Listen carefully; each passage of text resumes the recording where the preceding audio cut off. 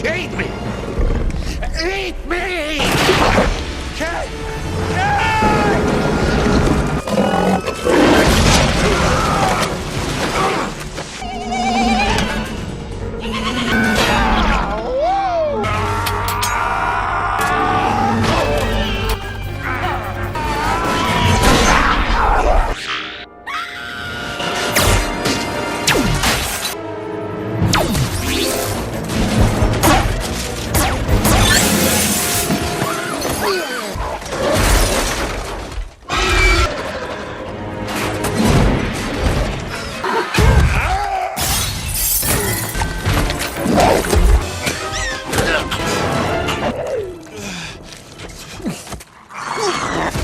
Kamusta kayong lahat? Nandito na naman tayo sa Filipino Chill Recap. At ngayon, pag-uusapan natin ang buong Men in Black film series ang mapapanood nyo mga Tagalog recap sa video na ito mga ka-chill. Mula sa Men in Black Part 1, 1997, Men in Black Part 2, 2002, Men in Black Part 3, 2012, at Men in Black International, 2019. Maghanda na kayo dahil sa mga spoilers na darating. Nagsimula ang unang pelikula sa isang lalaking nagmamaneho ng van na may mahigit 10 pasahero sa likuran. Kalaunan, huminto ang grupo ng sasakyan nang harangin sila ng Border Patrol. Hiniling ng mga ahente sa kanya na tingnan ang likod ng van, at nang gawin nila ito, natuklasan nila na may maraming refugee sa loob. Biglang may isang sasakyan na Romagasa papasok sa eksena. Bumaba mula rito ang isang lalaki na nagngangalang Kay kasama ang kanyang partner na si D. Agad nilang sinimulang isa-isang suriin ang bawat tao hanggang sa makarating sila sa huling lalaki, na hindi nakakaintindi ng Spanish. Pinayagan ni Kay na umalis ang lahat ng iba at pinatahimik ang mga tauhan ng Border Patrol dahil wala silang awtoridad sa kanya. Pagkatapos nito, dinala ng dalawa ang natitirang lalaki sa isang lugar na walang makakakita sa kanila. Doon, hiniwa ni Kay ang damit ng lalaki at ibinunyag na isa pala itong alien na nagngangalang Mickey. Nang tanungin kung kailan siya nakalaya sa kulungan, sinabi ni Mickey na naghahanap lamang siya ng political refugee status. Ngunit ipinaalala ni Kay at di na nilabag niya ang 7 treaty laws. Sa sandaling iyon, nakita ng mga Border Patrol agent ang alien. Dahil dito, tuluyang nawalan ng kontrol si Mickey at nagsimulang magwala habang nagbabanta na patayin ang mga ahente. Napagdesisyonan ni Kay na wala na siyang ibang pagpipilian kundi patayin si Mickey. Sa isang iglap, ginawa niya itong walang iba kundi isang tambak ng malagkit na likido. Nagulat at natulala ang mga ahente, ngunit ipinaliwanag ni Kay na mayroon siyang neuralizer. Habang papalapit ang kanyang team, sinabi niyang kayang ihiwalay nito ang electrical impulses sa utak. Pagdating ng kanyang grupo, agad nilang nilinis ang lahat ng ebidensya sa paligid. Pagkatapos, pinatitig ni Kay ang mga Border Patrol agent sa kanyang aparato. Nagsuot muna siya ng sunglasses bago ito i-activate. Kakaiba man, agad nakalimutan ng lahat ang nangyari. Pagkatapos nito, sinabi ni Kay sa kanila ang isang pekeng kwento tungkol sa isang gas leak. Samantala, humingi naman ng paumanhin si D dahil sa pagiging mabagal niya sa pagpigil kay Mickey. Sinabi rin niya na mamimiss niya ang habulan. Maya-maya, pinindot muli ni Jay ang neuralizer ng isa pang beses. Sa ibang lugar naman, isang NYPD agent na nagngangalang Edwards ang humahabol sa isang lalaking tumatakbo. Habang tumatakas ang sospek, nasaksihan ni Edwards ang ilang kamangha-manghang galaw nito. Gayunpaman, hindi siya sumuko sa paghahabol at nakisakay pa sa isang sasakyan upang tuluyang maabutan ang kanyang tinutugis. Gayunpaman, mukhang takot na takot ang lalaki. Bigla siyang naglabas ng kakaibang aparato, ngunit nahulog ito at naging sanhi ng kanyang tuluyang pagka-disintegrate. Kasabay nito, gumawa na naman ng kahanga-hangang galaw ang tumatakas na lalaki at ipinagpatuloy ang habulan. Laking gulat ni Edwards nang bigla itong tumalon at umakyat sa gilid ng isang gusali na para bang walang kahirap-hirap. Dahil dito, pinasok ni Edwards ang gusali at mabilis na umakyat sa mga hagdan hanggang sa tuluyan niyang matutukan ng baril ang sospek. Ngunit sa halip na sumuko, sinabi ng lalaki na malapit nang magwakas ang mundo. Napansin ni Edwards na tila wala sa tamang pag-iisip ang kanyang kaharap. Ngunit bago pa ito makapagsalita ng higit pa, pinili nitong patahimikin ang sarili magpakailanman. Habang lumalalim ang gabi, isang lalaki ang patuloy na nagrereklamo tungkol sa kanyang pagkain. Bigla namang may bagay na bumagsak mula sa kalawakan at winasak ang kanyang sasakyan. Mula rito ay lumabas ang isang lalaking nagngangalang Edgar, na nakakagulat dahil tila hindi man lamang nagulat sa nangyari. Sumunod din ang kanyang asawa na si Beatrice, ngunit agad niya itong pinabalik sa loob. Makalipas ang ilang sandali, may narinig si Edgar na kakaibang boses na nag-uutos sa kanya na ibaba ang kanyang sandata. Nang tumanggi siya, bigla siyang hinila pababa sa lupa. Mukhang nilamon siya ng nilalang na nasa loob ng bahay at inagaw pa ang kanyang katawan. Pagkaraan nito, humingi si Edgar kay Beatrice ng asukal at tubig. Matapos niyang ubusin ang laman ng baso, sinubukan ng alien na ayusin ang mukha ni Edgar, na naging dahilan upang mapabagsak si Beatrice sa sahig sa matinding takot. Samantala, sa interrogation room ng istasyon ng pulis, nakatanggap si Edwards ng matinding sermon mula sa kanyang mga superior dahil sa kakaiba at tila imposibleng kwento niya. Hindi sila naniniwala na ang lalaking hinabol niya ay may sandatang kayang mag-disintegrate ng tao, umakyat sa gusali gamit lamang ang mga kamay nito, at may higit sa isang pares ng mata. Parehong hindi naniwala ang kapitan at ang kanyang kasamahang opisyal sa lahat ng sinasabi ni Edwards. Maya-maya, isang babaeng nagngangalang Laurel ang lumapit at nagsabing naniniwala siya sa kanya. Ngunit agad na binura ni Kay ang kanyang alaala matapos patayin ang security camera. Ipinaliwanag ni Kay na hindi mga talukap ng mata ang nakita ni Edwards kundi mga hasang. Pagkatapos nito, niyaya niya si Edwards na sumama sa kanya sa isang biyahe. Habang nasa daan, ipinaliwanag ni Kay na bahagi sila ng isang bureau na responsable sa pagbibigay ng lisensya at pagsubaybay sa mga aktibidad ng mga alien sa Earth. Kalaunan, dumating ang dalawa sa isang pawn shop kung saan sinalubong sila ng may-ari na si Gibbs. Biglang tinutukan ni Kay si Gibbs gamit ang isang sandatang kayang mag-disintegrate. Nang hindi ito umamin tungkol sa mga baril, pinasabog niya ang ulo nito. Ngunit pagkalipas lamang ng ilang segundo, muling tumubo ang ulo ni Gibbs. Dahil dito, pinindot niya ang isang button at ipinakita ang lahat ng alien weaponry na kanyang itinatago. Nang makilala ni Edward ang eksaktong sandata na muntik nang gamitin laban sa kanya kanina, galit niyang sinermonan si Gibbs dahil ibinigay niya iyon sa isang alien na walang lisensya. Pagkatapos ay inutusan niya itong umalis agad sa Earth. Sa labas naman, sinubukan ni Edwards na intindihin ang lahat ng nangyayari sa kanyang paligid. Ngunit muli siyang ginamitan ni Kay ng neuralizer at nabura ang kanyang alaala.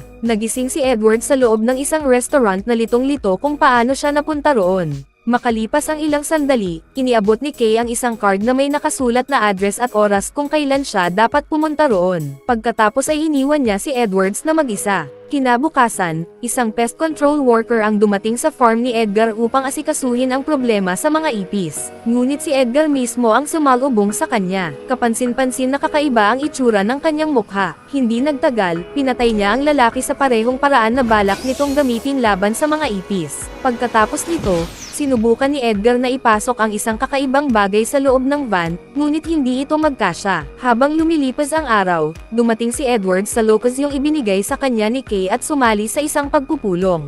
Doon, sinabi ni Zed sa lahat ng naruroon na sila ang pinakamahusay sa pinakamahusay, mula man sila sa hukbo o sa Navy SEALs. Gayunpaman, isa lamang sa kanila ang makakakuha ng trabaho, kaya gustong malaman ni Edwards kung ano ba talaga ang posisyong ina-applyan nila. Isang mayabang na aplikante ang agad sumagot sa kanyang tanong matapos ipagmalaki ang lahat ng kanyang mga degree at achievements. Ngunit mabilis siyang pinahiya ni Edwards sa pamamagitan ng kanyang mapang asar na ugali. Hindi natuwa ang karamihan sa pagiging palabiro ni Edwards, ngunit natawa naman si Kay habang pinapanood sila mula sa likod ng isang nakatagong salamin. Nagsimula na ang unang pagsusulit. Habang abala ang lahat sa pagsagot, mabilis nilang napagtanto na wala silang masulatan. Si Edward naman ay basta na lamang hinila ang mesa papalapit sa kanya, na lumikha ng napakalakas na ingay sa buong silid.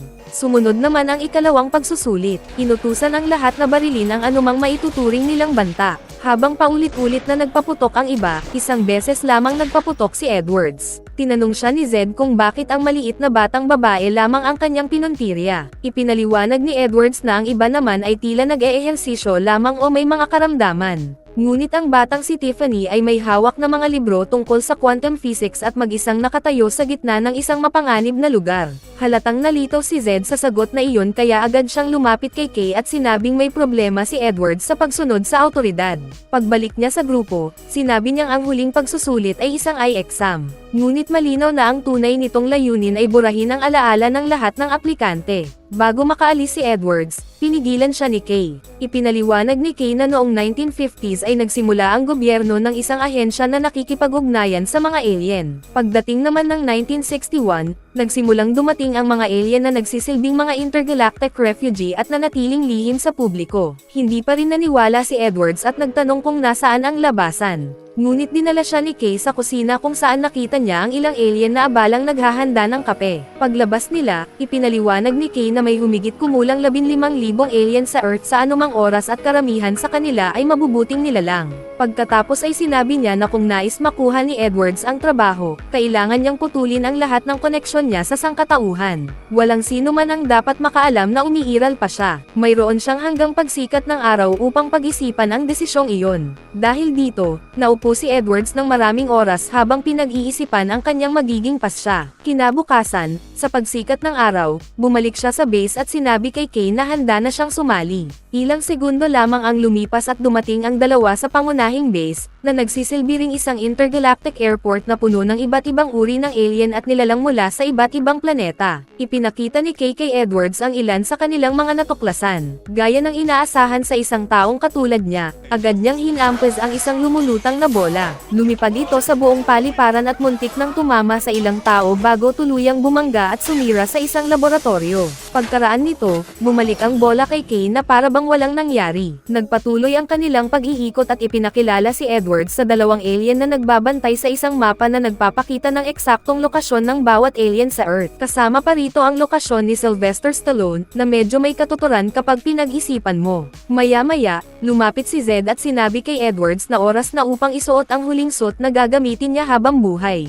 Ipinaliwanag sa kanya na maaari lamang siyang magsuot ng mga espesyal na aprobadong kasuotan ng MIB. Kakain siya, titira, at mamumuhay ayon sa mga patakaran na kanilang itatakda. Kasabay nito, binura ni Kay ang lahat ng record ni Edwards at inalis ang bawat pagkakakilanlan na may kaugnayan sa kanya. Sa madaling salita, ginawa nila siyang parang taong hindi kailanman ipinanganak. Matapos ang lahat ng proseso, opisyal ng pinangalan ng JC Edwards at naging ganap na miyembro ng Men in Black. Samantala, dinala naman ni Edgar ang pest control van papunta sa lungsod at nakita ang isang matandang lalaki na nagsasara na ng kanyang tindahan. Sa headquarters naman, nakatanggap ang mga ahente ng impormasyon tungkol sa isang alien na walang pahintulot na umalis sa Earth. Agad na nagtungo sina Jay at Kay sa kanilang sasakyan, ngunit napansin ni Jay na hindi ito ordinaryong service vehicle. Fasten your seatbelt, please. Samantala, ang matandang lalaki na nagngangalang Gentle Rosenberg ay dumating sa isang kafe upang makipagkita sa isang Arquillian. Pagkakita pa lamang sa kanya, agad siyang binalaan ng Arquillian na may isang bug na dumating sa planeta at nasa panganib na ang kanyang kabuhayan. Pareho silang alien ngunit tahimik lamang na nakaupo habang nag-uusap. Hindi nila namalayan na papalapit na si Edgar dala ang kanilang pagkain. Mabilis itong napansin ni Rosenberg at agad niyang sinabi na hindi kailanman matatagpuan ng bug ang kanyang planeta. Dahil dito, agad na pinatay ang dalawa at ninakaw ang isang mahalagang bagay mula sa kanila habang patuloy na sumisigaw ang pusa. Samantala, natunton ni na Jay at Kay ang alien na nagtatangkang tumakas palabas ng bansa. Sinabi nito kay Kay na hindi naligtas ang planeta dahil sa mga bagong dating ngunit tumanggi itong magsabi ng iba pang detalye. Well, it's an emergency. What? You doing fine, Ace? Hey, look. Oh, man. Congratulations, Reg. It's Actually, kind of... Pagkatapos nito, sinabi ni Kay kay Jay na may kakaibang nangyayari at nais niyang malaman kung ano iyon. Habang nagpapahinga ang dalawa, napansin ni Kay ang isang artikulo sa pahayagan tungkol sa reklamo ni Beatrice na may alien na umagaw sa katawan ng kanyang asawa. Agad silang nagtungo sa farmhouse at sinalubong ni Beatrice. Ikinwento niya kung paano pinatay ang kanyang asawa at kung paano ito inagaw ng isang kakaibang nilalang. Nang mabanggit niya na paulit-ulit na humihingi si Edgar ng tubig at asukal, sapat na iyon para kay Kay. Agad niyang binura ang alaala ni Beatrice. Paglabas nila ng bahay, kinumpirma ni Kay ang kanyang hinala na may isang bug na dumating sa Earth, isang nilalang na puro karahasan at pagkawasak lamang ang layunin. Sa morgue naman, dinala ang bangkay ni Rosenberg kay Laurel habang tumatangging umalis ang pusa sa tabi nito. Habang nagsisimula siya ng autopsy, labis siyang nalito sa kanyang natuklasan kaya nagsimula siyang mag-record para sa kanyang medical entry. Sa oras na iyon, dumating sina Jay at Kay. Sinuri nila ang katawan ng Arquillian at inamin ni Laurel na wala pa siyang nakitang katulad nito noon. Pagkatapos, sumama si Jay kay Laurel upang suriin ang katawan ni Rosenberg. Nakakatuwa man, sinabi ni Laurel na pakiramdam niya ay hindi talaga bangkay ang katawan kundi isang uri ng transport device. Nang mapansin niya ang kakaibang bagay sa tenga nito, hinawakan niya iyon. Bigla namang nagsimulang bumuka ang ulo ni Rosenberg at nagpakita ang isang maliit na alien na halos naghihingalo na. Sa nalalabi nitong lakas, sinabi nito sa dalawa na kailangan nilang pigilan ang isang digmaan at na ang kalawakan ay nasa Orion's Belt. Pagkasabi nito ay agad itong namatay. Kaagad na ipinaalam ni JKK ang nangyari. Pagkatapos nito, binura nila ang alaala ni Laurel at umalis. Maya-maya, dumating ang espesyal nilang cleanup team at inutusang linisin ang buong lugar. Samantala, sinubukan naman ng bug na buksan ang bagay na ninakaw nito. Nang tuluyan niya itong mabuksan, mga diamante lamang ang nahulog mula rito. Dahil dito, galit na galit siyang sumigaw at tinanong kung nasaan ang hinahanap niya. Kinabukasan sa headquarters, ipinakita ni Zed ang 3 bituin sa Orion's Belt at sinabing walang kalawakan doon, kaya malamang ay mali ang pagkakarinig ni Jay. Samantala, bumisita si Kay sa isang babae at tahimik lamang na ngumiti habang pinagmamasdan ito. Ngunit nahuli siya ni Jay sa mismong sandaling binubura niya ang video recording. Maya-maya, tinawag sila ni Zed at sinabi na maraming alien ang biglang umaalis sa Earth. Alam nilang may nangyayari, ngunit hindi pa nila matukoy kung ano iyon. Kasabay nito, lumitaw ang isang Archon battle cruiser sa kalawakan,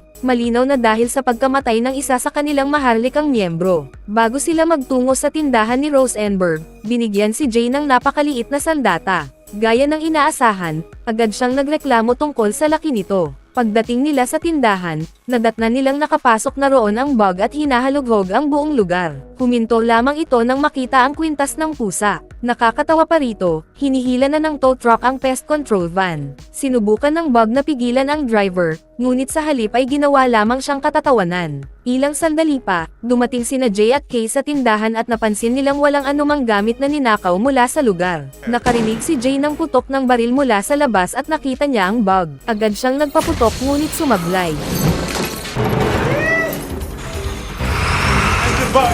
In the exosuit. Mabilis siyang tumakbo palabas at muling nagpaputok. Ngunit sa halip na tamaan ang bug, natanggal lamang niya ang van mula sa tow truck. Matapos makatakas ang bug, ipinaalala ni KKJ na hindi sila gumagamit ng kanilang mga sandata sa harap ng publiko. Gayunpaman, may isang magandang resulta rin ang nangyari. Dahil sa pagpapaputok ni Jay, natukoy nila ang lokasyon ng spaceship ng bug. Sa headquarters naman, sinisisi ng mga Archon ang Men in Black sa pagkamatay ng kanilang hari at hinihiling nila na maibalik sa kanila ang galaxy. Samantala, nagpagala-gala ang bug sa mga lansangan habang naghahanap ng impormasyon tungkol sa galaxy at kung nasaan ito. Pagkatapos nito, nagtungo sina Jay at Kay sa isang nagsasalitang aso na nagngangalang Frank. Agad siyang sinunggaban ni Kay at paulit-ulit na inalog upang makakuha ng impormasyon.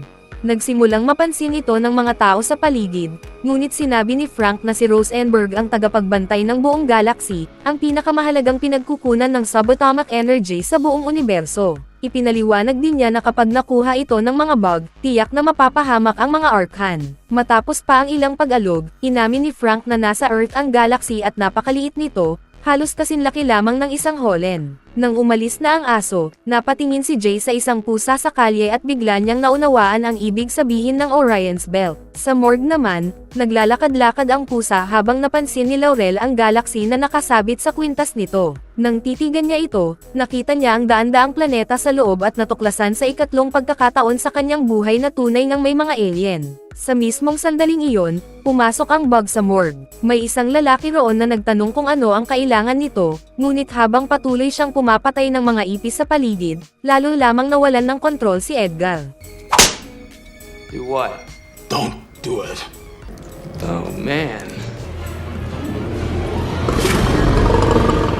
Makalipas ang ilang sandali, dumating sina Jay at Kay. Hiniling ni Jay kay Kay na bigyan siya ng 2 minuto upang kunin ang pusa, at pumayag naman si Kay. Hindi nila alam na sa loob ng morgue ay pinahihirapan na ng bug si Laurel. Ngunit nang pumasok si Jay, nakita niya itong nakatayong mag-isa at pilit siyang binibigyan ng senyales na may nakatago sa ilalim ng kumot.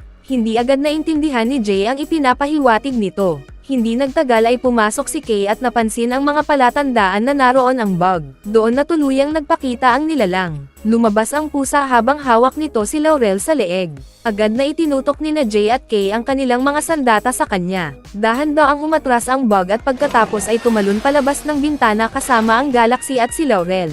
Pagkatapos magnakaw ng taxi, pinilit nito si Laurel na ihatid siya sa isang partikular na lokasyon. Habang nasa biyahe, bigla nitong nilunok ang kwintas na naglalaman ng Orion's Belt. Agad namang sinimulan ni Jay ang pagtugis at hinanap ang taxi hanggang sa dumating si Kay at pinasakay siya sa sasakyan. Pagdating nila sa command center, nag-utos si Kay na harangan ang buong Manhattan at huwag payagang makaalis ang kahit anong alien. Ngunit mas lumala pa ang sitwasyon nang magpadala ng babala ang Arkan battleship sa Earth. Binigyan nila ang planeta ng 1 oras upang isauli ang galaxy. Kung hindi, wawasakin nila ang buong mundo.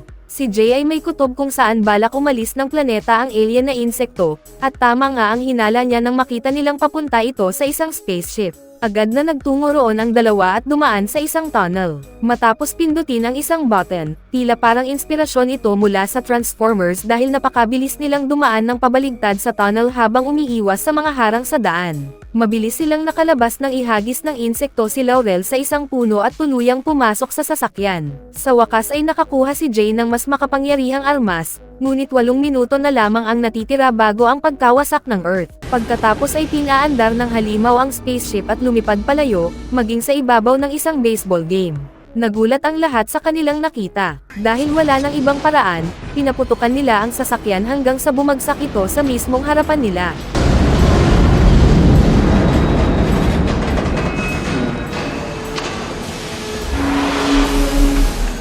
Oh, you idiots! Mula rito ay lumabas ang maruming nilalang at inutusang sumuko, ngunit sinabi nitong talo na ang mga tao. Nang ilagay nito ang kamay sa ulo nito, lumabas ang tunay nitong anyo at ipinakita ang nakakatakot nitong forma. Agad nitong nilamon ang mga baril ni na Jay at Kay. Pagkatapos ay naglakad ito palayo, ngunit nilapitan ito ni Kay at inasar upang mapilitang kainin siya.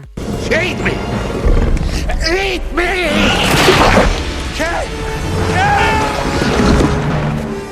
Samantala, sinubukan ni Jay na pigilan ang nilalang upang mabigyan ng oras si Kay na maisagawa ang kanyang plano, ngunit sinampal siya at paulit-ulit na inihagis ng halimaw. Kalaunan ay nainas ang nilalang at itinapon siya sa malayo, kasabay ng ligtas na pagbagsak ni Laurel mula sa puno. Habang papunta ang halimaw sa pangalawang spaceship at binabaliwala si Jay, nagsimula namang durugan ni Jay ang maliliit na insekto gamit ang kanyang mapang-asar na ekspresyon. Matapos nitong mapatay ang mga kamag-anak ng halimaw, kabilang ang mga pinsan at tiyahin nito, galit na galit itong lumapit kay Jay upang patayin siya. Ngunit hindi pa tapos si Kay. Inactivate niya ang kanyang espesyal na armas at pinasabog ang halimaw hanggang sa magkawatak-watak ito. Matapos nito, nakuha nila ang galaxy at agad na ipinaalam ito sa mga Arkelans. Hindi alam ng nagdiriwang ng dalawa na muling nabuhay ang insekto mula sa mga labi nito. Ngunit bago pa ito makaganti, pinasabog ito ni Laurel at tuluyang naging pira-piraso. Pagkatapos ay sinabi niya sa kanila na mayroon silang napaka-interesanteng trabaho na naghihintay sa kanilang pagbabalik sa headquarters. Pinayagan ni Kay ang kahilingan ni Jay na huwag burahin ang alaala ni Laurel. Ngunit nais niyang ang sarili niyang alaala ang mabura dahil panahon na upang magretiro siya. Ipinaliwanag niya na mula pa lamang sa unang pagkakataong nakita niya si Jay, alam na niyang ang batang recruit na ito ang tamang tao para sa trabaho. Hindi siya naghahanap ng kapareha,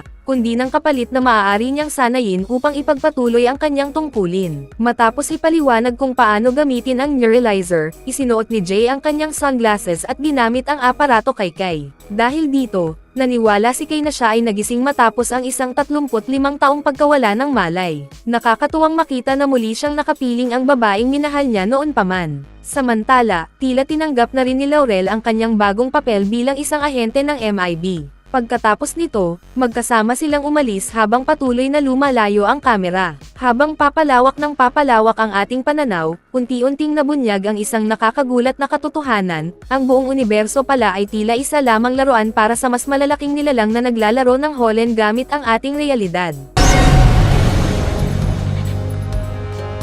Ang pelikulang Men in Black 2 ay nagsimula 5 taon matapos ang mga pangyayari sa unang pelikula. Isang spaceship ang sumira ng isang planeta matapos ang isa pa. Matapos wasakin ang napakaraming mundo, sa wakas ay dumating ito sa Earth noong July 2002.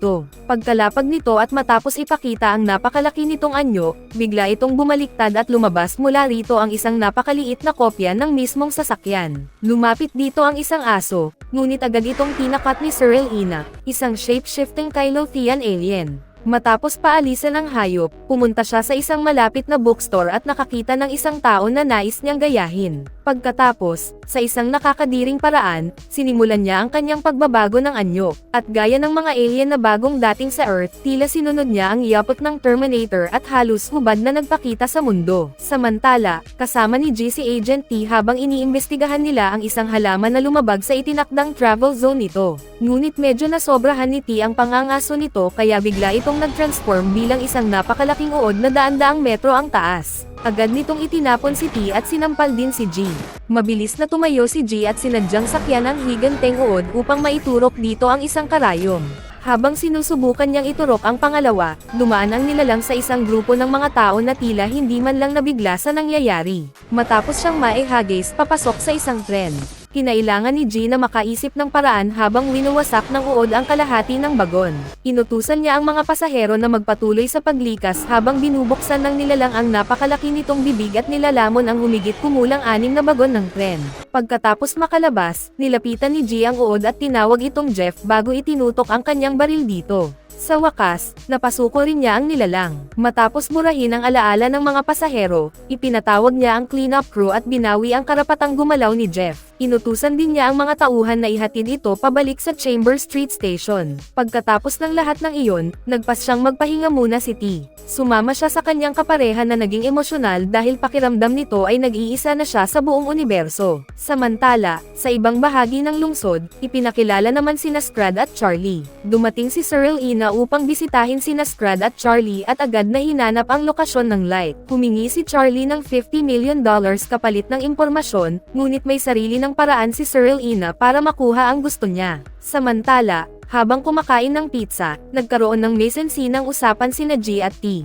Nauwi ito sa pag-iyak ni T nang mapagtanto niyang hindi naging maganda ang nakalipas na 5 buwan ng kanyang buhay. Dahil dito, nagpa siya si G na burahin muli ang kanyang alaala bago sabihin dito na mag-asawa na lamang at bumuo ng sariling pamilya. Sa isang pizza shop naman, nakatanggap si Laura ng Employee of the Month Award mula sa kanyang boss na si Ben. Ngunit agad siyang pinabalik nito sa trabaho. Pagbalik niya sa loob ng tindahan, nadatnan niyang tinatakot ni Cyril Ina ang kanyang amo. Bigla silang nakarinig ng isang ingay. Matapos siyasatin ang paligid at walang makitang tao, sinabi ni Cyril Ina kay Ben na alam niyang isa itong Zartan at nais niyang makuha ang Light of Zarta. Gamit ang isang nakakatakot na boses, sinabi ni Ben sa kanyang nanghihimasok na mawawala na ang light kinabukasan at wala itong magagawa upang pigilan iyon.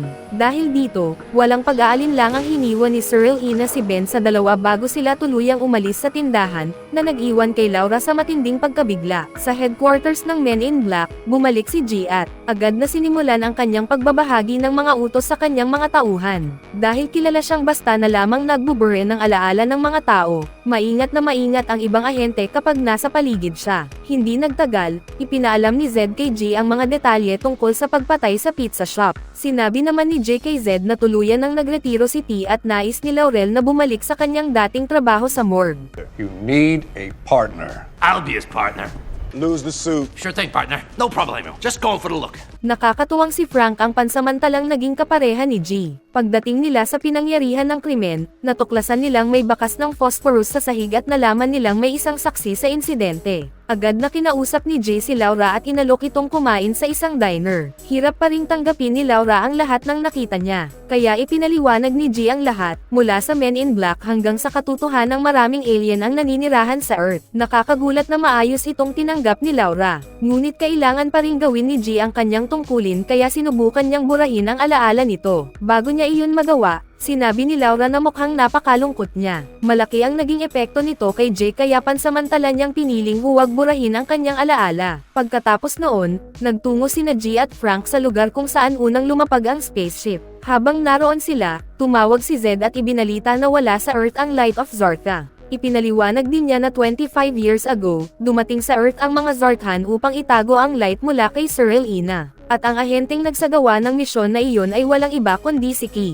Kinabukasan, agad na nagtungo si G sa isang napakalaking post office. Pagbaba niya ng sasakyan, naging emosyonal siya nang makita ang dati niyang partner. Sinabi niya kay Key, na ngayon ay kilala bilang Kevin, na dati itong miyembro ng Men in Black at isa sa pinakamahusay nilang ahente. Ngunit hindi ito pinaniwalaan ni Kevin at basta na lamang binaliwala ang kanyang mga sinasabi. Nagkaroon naman si G ng pagkakataong patunayan ang lahat ng may matuklasan silang isang alien na nagtatago rin sa loob ng post office. Matapos ang isang kakaibang paraan ng komunikasyon, biglang ibinunyag ng lahat ng empleyado sa gusali ang kanilang tunay na anyo bilang mga alien. Dahil dito, halos mabaliw sa gulat si Key.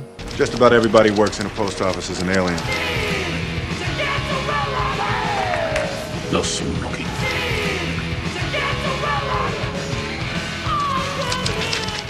Pagkatapos, sinabi ni G na iniwan siya ng kanyang asawa dahil mas marami pa siyang alam tungkol sa mga bituin kaysa sa mismong Earth. Ang resulta, isang malakas na sampal ang agad niyang natanggap. Gayunpaman, pumayag pa rin si Key na sumama sa biyahe ni G, dahil minsan na rin niyang ginawa ang parehong bagay maraming taon na ang nakalipas. Pagdating nila sa headquarters, lumabas ang bagong muling nagsamang tambalan mula sa elevator. Agad namang nakilala ng lahat si Agent Key. Isa siyang alamat sa ahensya, isang pinarangalang bayani, at kasabay nito ay itinuturing na pinakakinatatakutang tao sa buong planeta. Samantala, katatapos lamang ni Michael Jackson ng isang misyon para kay Zed. Humingi siya ng posisyon bilang ahente ng Men in Black, ngunit tinanggihan siya dahil hindi maaaring maging ahente ang mga alien. Muling nagkita si Key at Zed, at sinimulan siyang ihanda para sa neuralizer. Matapos makapaghiganti si G dahil noon ay palagi siyang binibigyan ni Key ng maliliit na baril, binigyan naman niya ito ng mas malaking sandata. Pagkatapos ay sinuotan niya ito ng itim na suit at muling ipinakilala ang neuralizer. Habang nasa lobby sila, biglang sinalakay ni Cyril Ina ang headquarters. Mabilis niyang pinatay ang isang ahente bago pakawalan ang kanyang malalansa at nakakatakot na mga galamay sa buong gusali. Agad na isinailalim sa lockdown ang buong pasilidad.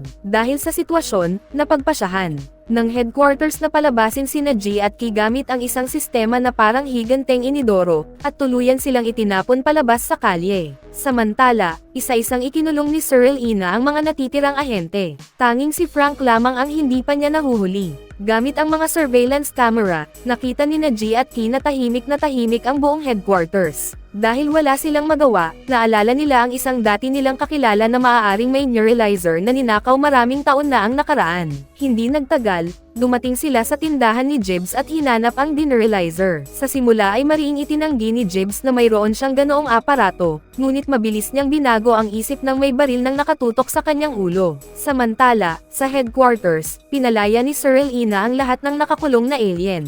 Ipinangako niya na ang unang makakahanap kina Key at G ay magkakaroon ng karapatang angkinan ang Earth. Pagkatapos nito, personal niyang tinawagan ang isang nakakatakot na nilalang na nagngangalang Hara. Sa tindahan naman ni Jibbs, inihanda na niya ang makina at pinaandar ang deneuralizer. Habang gumagana ang tila mumurahing imbensyon, biglang nawalan ng kuryente ang buong lungsod.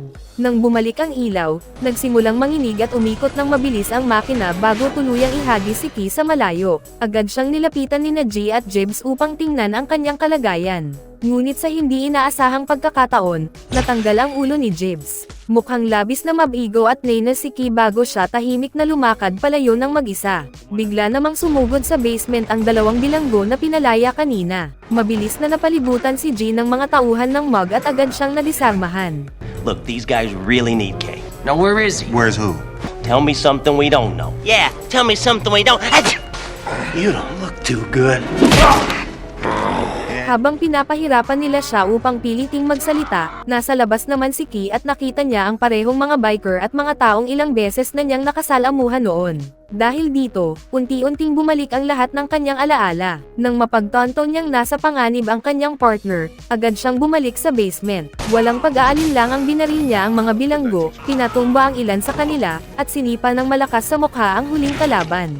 Ngayong ganap nang bumalik ang kanyang alaala, muling nagsama si Key at G upang ipagpatuloy ang kanilang misyon. Pag-akyat nila sa itaas, napilitan si G na ibigay ang mga susi ng sasakyan.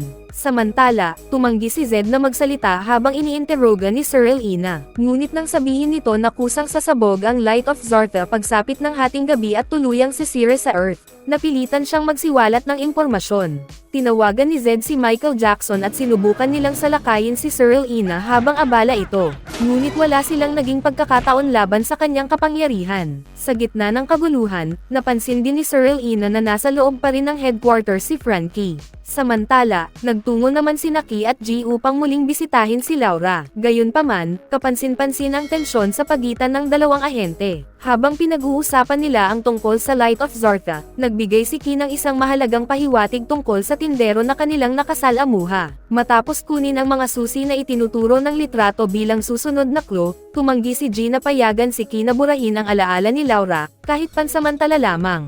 Sa halip, ipinadala si Laura upang manatili muna kasama ng ilang mapagkakatiwalaang alien hanggang sa tuluyan ng maayos ang buong sitwasyon. Habang nasa pasilyo, ipinaliwanag ni Ki na siya mismo ang nag-burn ng kanyang mga alaala tungkol sa Light of Zarka. Dahil dito, wala na siyang maalala tungkol dito, ngunit nag-iwan siya ng mga pahiwatig para sa sarili niyang matutuklasan sa hinaharap. Nang buksan niya ang kanyang dating locker, natuklasan nilang puno ito ng daan-daang maliliit na alien. Kinuha ni Ki ang kanyang relo, at pinaalalahanan siya ng pinuno ng maliit na komunidad tungkol sa isang card na minsan niyang ibinigay sa kanila. Matapos kunin ang card at isara ang locker, nagtungo ang dalawang ahente sa lugar na nakasaad dito. Dinala sila nito sa isang video rental shop na tinatawag na Tapo. Pagpasok nila sa loob, ipinasok ni Ki ang card at nalaman nilang matagal na pala siyang may nakareserbang video na pinamagatang The Light of Zarka. Samantala, sa headquarters, nakipagkasundo si Hara kay Cyril Ina. Kapalit ng paghuli kina Ki at G, gagawan niya si Cyril Ina ng isang sasakyang kayang maglakbay ng 300 beses na mas mabilis kaysa liwanag.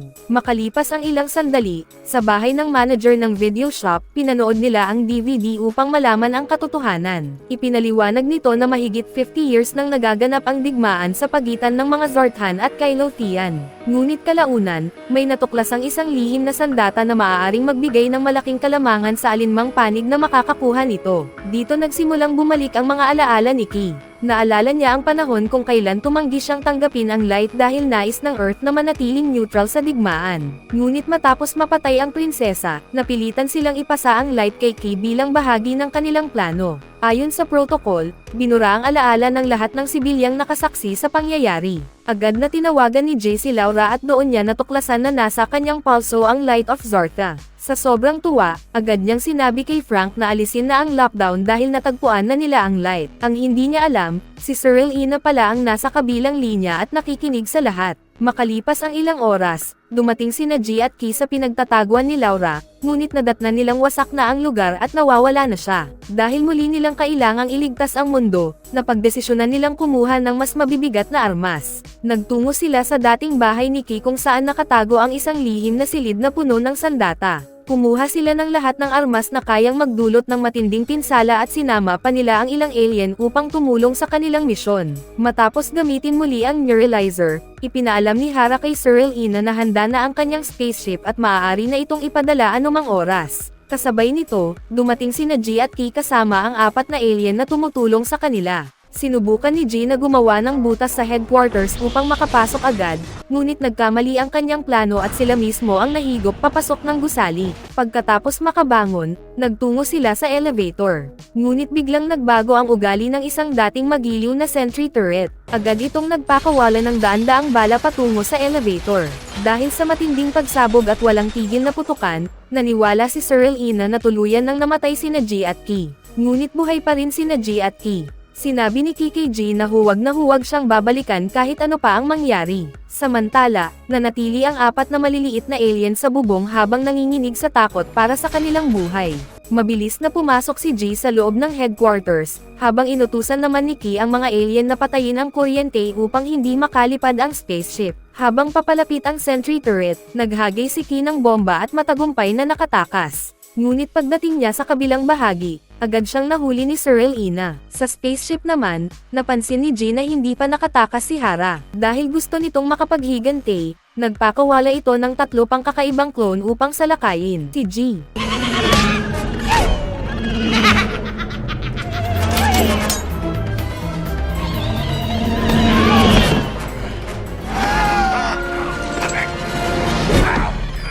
Alam nilang kaunti na lamang ang natitirang oras. Sinubukan ni Laura na hikayatin si G na tumakas, ngunit nanatili itong matatag at handang lumaban. At sa hindi inaasahang paraan, parang naglalaro siya ng baseball habang nakikipaglaban. Matapos sakyan ang isa sa mga clone ni Hara, isa pang kalaban ang kanyang napatumba sa pamamagitan ng isang malakas na suntok. Pagkatapos, nalinlang niya ang natitirang dalawang clone at napabangga ang mga ito sa isa't isa. 10 segundo na lamang bago ang paglulunsad ng spaceship ng kalmadong i-deactivate ni G ang lift-off sequence. Samantala, hindi na matiis ni Key si Cyril Ina. Tumingin siya rito at sinabi, I'll give you one last chance to surrender, you slimy Kylothian invertebrate. biglang sumulpat si G mula sa likuran at agad na pinasabog si Cyril Ina hanggang sa maglaho ito. Habang pinapatay ng maliliit na alien ang kuryente, mabilis na sumakay ang lahat sa sasakyan. Ngunit nagsimulang magbago muli ng anyo si Cyril Ina. Dito ipinaliwanag ni Key na ang Pulse Ares ay hindi pala ang Light of Zarka. Isa lamang pala itong departure point o lokasyon kung saan ito matatagpuan. Bago pa sila makapag-isip ng susunod na hakbang, muling umatake si Cyril Ina. Napagtanto ni Key ang kanilang sitwasyon kaya pinindot niya ang isang lihim na button sa sasakyan. Agad na nag-transform ang kotse at lumipad sa himpapawid. Modified to hyperspeed! Seatbelts.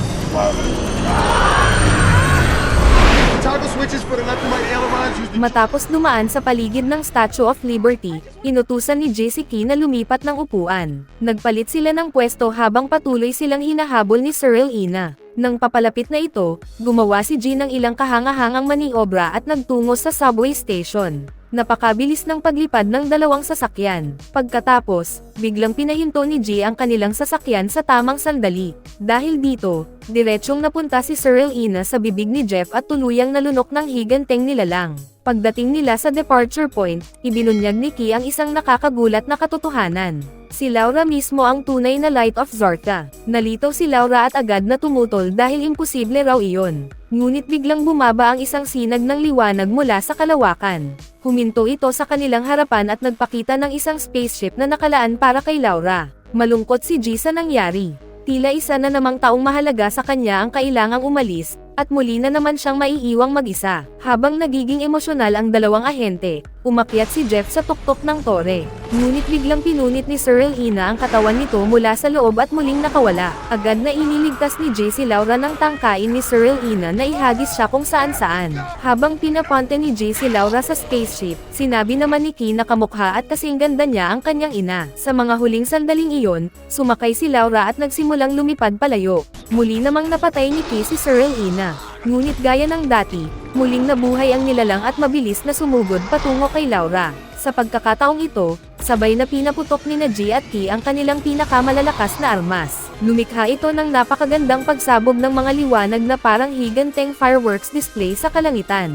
Sa wakas, tuluyan nang napatay si Cyril Ina. Matapos ang matagumpay na misyon, ginamit ng Statue of Liberty ang isang napakalaking neuralizer upang burahin ang alaala ng buong New York City. Pagbalik sa headquarters, muling nagsama ang orihinal na tatlong magkakaibigan. Pagkatapos, nagtungo si Key sa isang pintuan at sinipa ito ng malakas. Sa likod nito ay isang nakakagulat na tanawin.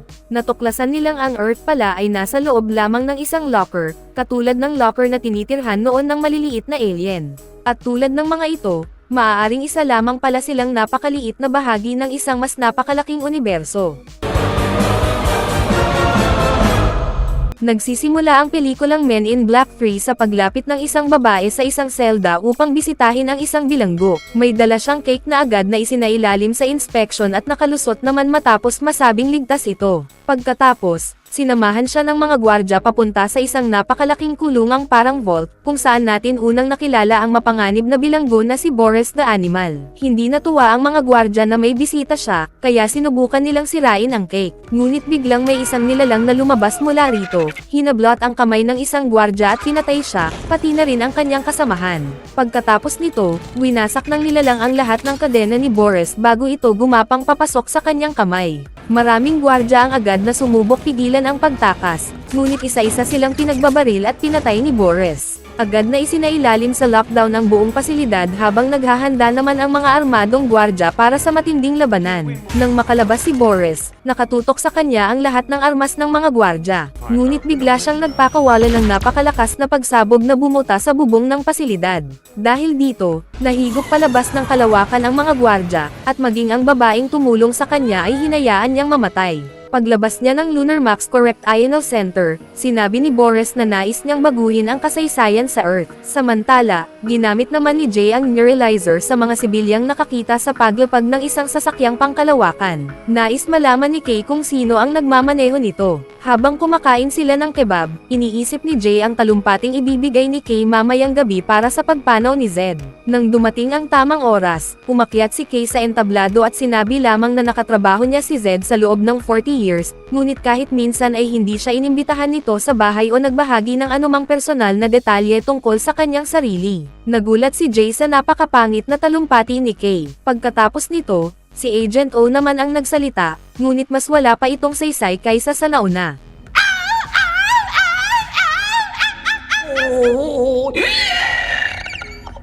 That's just so Zed.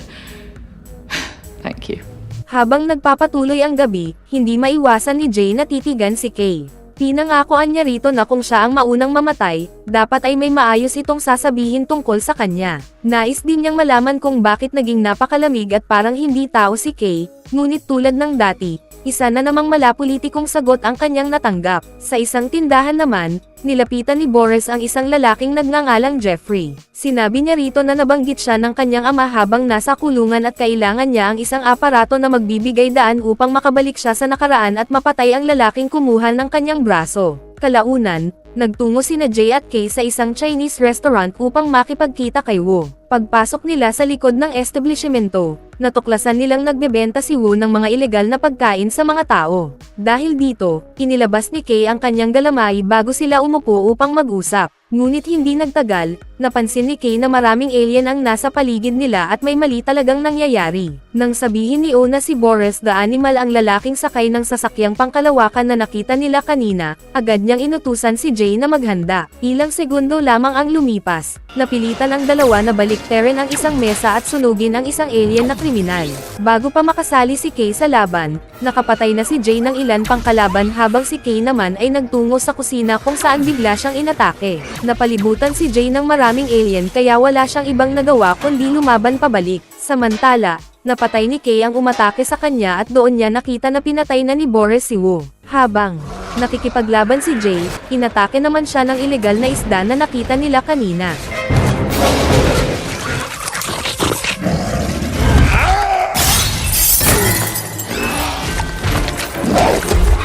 Mabilis siyang nakaisip ng paraan at ginamit ang mga hasang nito upang patayin ang nilalang mula sa loob. Sa bubong ng gusali, hinarangan ni Kay si Boris. Sinabi ni Boris na sa loob ng 40 years, araw-araw niyang iniisip kung paano pinutol ni Kay ang kanyang braso. Ngunit tinawanan lamang siya ni Kay at ipinaalala na siya na ang huling natitirang Bogloodite. Dahil dito, agad na nagalit si Boris at sumugod sa pag-atake. Ngunit bago pa niya masaktan si Kay, dumating si Jay upang iligtas ang kanyang partner. Ilang sandali pa, kapwa sila nahulog mula sa bubong matapos tamaan ng putok. Mabuti na lamang at nakaligtas sila sa pagbagsak. Habang umaalis, ipinahayag ni Boris na patay na si Kay. Makalipas ang ilang oras, dumating ang mga cleanup team upang ayusin ang lugar. Sinabi ni Kay kay Jay na dapat ay pinatay na niya si Boris noon pa man imbes na ikulong ito. Ngunit wala na raw itong saysay ngayon dahil personal na ang usapin, kaya inalis niya si Jay sa kaso. Hindi iyon nagustuhan ni Jay, ngunit wala siyang nagawa nang masuspende siya sa loob ng 2 weeks. Pagdating sa headquarters, nagsaliksik si Jay tungkol kay Boris the Animal.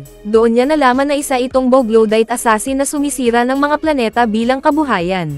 Siya rin ang pangunahing sospek sa serye ng mga pagpatay sa mga alien na naganap sa Earth. Nalaman din niya na si Agent K ang taong dumakip kay Boris sa Florida. Bukod pa rito, si K rin ang gumawa ng ArcNet Defense System, isang depensang naging dahilan ng pagkamatay ng mga natitirang Bogloodite. Ngunit bago pa siya makakuha ng karagdagang impormasyon, biglang na-restrict ang access sa mga file. Maya-maya, Lumapit si Agent O at sinabi kay Jay na matagal na niyang kilala si Kay, at may mga lihim na kailangang manatiling nakatago. Habang nagpapahinga si Jay at naglalaro ng PlayStation, biglang tumunog ang kanyang telepono. Laking gulat niya nang si Kay mismo ang nasa kabilang linya. Sinabi nito na ang pagsisisi ang pinakamalakas na sandatang alam niya. Tila nais nitong magbukas ng damdamin at may mahalagang sabihin kay Jay, ngunit hindi nito nahanap ang lakas ng loob para gawin iyon. Matapos kunin ang isa sa pinakamabisa niyang sandata, itinutok ni Kay ito sa kanyang pintuan. Ngunit sa isang iglap, bigla na lamang siyang naglaho. Kasabay nito, nakaramdam si Jay ng matinding pagkahilo. Nagsimula ring mangyari ang kung ano-anong kakaibang bagay. Agad siyang nagtungo sa bahay ni Kay, ngunit sa halip na makita ang kanyang partner, isang babae at ilang mga bata ang naroon na para bang sila talaga ang nakatira sa bahay. Pagdating niya sa headquarters, nilapitan siya ng isang ahenteng hindi pa niya kailanman nakita. Nagpasalamat pa ito sa kanya para sa nangyari kahapon. Dahil sa pagkalito, nagtanong si Jay sa paligid at doon niya nalaman na ang taong iyon ay si Agent AA at wala raw sino man ang nakakaalam kung sino si Agent K. Maya-maya, lumapit si Agent O at tinanong kung paano niya nakilala si Agent K. Pagkatapos ay ipinakita nito ang record na nagsasabing mahigit 40 years nang patay si K. Lubos na nalitaw si Jay. Mas lalo pa siyang nabigla nang malaman niyang si Boris the Animal ang pumatay kay Kay. Sinubukan niyang kumbansihin si O na kasama niya si Kay noong nakaraang gabi sa pamamagitan ng pagbibigay ng mga detalyeng tanging si Kay lamang ang nakaalam. Nang maibigay sa kanya ang chocolate milk na hiningi niya kanina, biglang nagpanik si Agent O at sinabi na tila nakagat siya ng isang nilalang. Ngunit agad niya itong pinabulaanan sa pamamagitan ng isang malakas na sampal. Ipinaliwanag ni O na sangkot siya sa isang pagkasira ng timeline at isa sa mga sintomas nito ang biglaang pagkahilig sa chocolate milk. Ipinagpatuloy niya ang paliwanag at sinabing iisang tao lamang ang nakalikha ng time travel. Bigla namang tumunog ang alarma ng buong pasilidad at nagbabala tungkol sa nalalapit na pag-atake ng mga Bogloodite. Dahil wala ng ArcNet defense system sa bagong timeline na ito, sinabi ni Agent O kay Jay na kailangan niyang hanapin ang anak ng lalaking gumawa ng time machine at bumalik sa nakaraan upang iligtas si Kay bago ito mapatay. Ilang buwan matapos ang mga pangyayaring iyon, nagtungo si Jay sa tindahan ni Jeffrey. Whoa, okay, we got other stuff like headphones and... I want to know when and where you sent him. What, you think I keep like a logbook? Oh, that's a big blip. Ipinaliwanag ni Jeffrey kung kailan at saan ipinadala si Boris sa nakaraan. Pumayag siyang tulungan si Jay dahil malapit nang masira ang planeta. Nang sabihin ni Jay na nais niyang patayin si Boris ilang araw bago nito mapatay si Kay, ipinakita ni Jeffrey ang time machine. Pagkatapos nito, umakyat silang dalawa sa napakataas na bahagi ng lungsod. Habang naghahanda, ipinaliwanag ni Jeffrey ang mga patakaran ng time travel at binanggit na hindi maaaring magkaroon ng direktang pakikipag-ugnayan ang dalawang bersyon ng iisang tao. Nang sabihin ni Jeffrey na kailangan niyang tumalon mula sa gusali upang gumana ang aparato, agad na natarante si Jay. Mas lalo pa siyang kinabahan nang sabihin ni Jeffrey na kapag nawala niya ang aparato, mananatili siyang nakulong sa year 1969 habang unti-unting winawasak ng mga alien ang Earth. Napilitan si Jay na buhayin ang aparato at tumalon mula sa gusali. Habang mabilis siyang bumabagsak, isang alien ang biglang tumama sa aparato at nahulog ito mula sa kanyang kamay. Sa kabutihang palad, naaga niya itong muli bago tuluyang mawala. Nagpatuloy ang kanyang pagbagsak hanggang sa pindutin niya ang buton ng aparato. Agad itong nagliwanag ng berde at nagsimulang ipakita sa kanya ang iba't ibang yugto ng kasaysayan. Nakita niya ang mga dinosaur, bago siya dalhin mataas sa himpapawid habang unti-unting binubuo ang New York sa ibaba. Habang nakikita niya ang pagdaan ng panahon sa isang iglap, patuloy siyang bumabagsak hanggang sa huminto siya ilang milimetro na lamang mula sa lupa. Bigla siyang hinila pabalik sa bubong ng gusali, at doon tuluyang natapos ang paglalakbay. Hindi makapaniwala si Jay sa nangyari, ngunit agad siyang nagtungo sa elevator. Doon ay nilapitan niya ang isang lalaking halatang takot na takot sa kanya. Naalala ni Jay na nasa year 1969 siya ngayon, isang panahong hindi naging maganda para sa mga taong katulad niya sa Amerika. Ipinagpatuloy niya ang kanyang misyon at nagpas siyang nakawin na lamang ang sasakyan ng isang mayamang lalaki. Pagkatapos ay nagtungo siya sa lugar ng perya kung saan unang napatay ang isang alien. Samantala, si Boris naman ay nakasakay sa isang kakaibang motorsiklo habang hinahanap ang kanyang target. Tulad ng inaasahan kay Jay, hindi nagtagal ay pinara siya ng mga pulis dahil sa sobrang mamahalin ng sasakyang kanyang minamaneho.